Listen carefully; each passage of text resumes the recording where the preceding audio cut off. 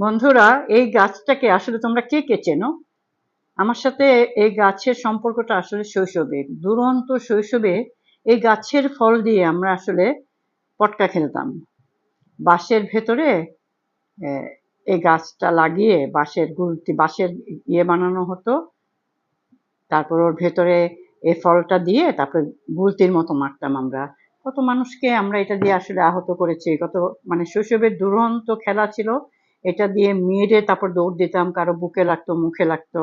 আমি জানি না তোমাদের এটা আছে কিনা। এটাকে আসলে আমরা বলি দাতুই, আষাঢ় বা পটকা ফল।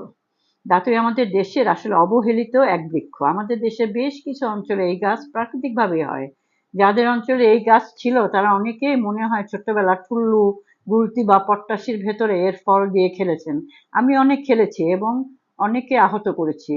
তবে সেটা ছিল নিছকই খেলা। এটা ভাবতে ভালো লাগে। আমাদের শৈশবের খেলাধুলার সাথে প্রায়ই উদ্ভিদ বা উদ্ভিদজাত উপাদানের সংস্রব থাকতো, যেটা এখনকার দিনে ডিজিটাল যুগে আমরা ভুলেই গেছি। গাছপালা যে আমাদের কত বড় বন্ধু, আমাদের সাথে এটাই আমাদের খেলার উপাদান ছিল।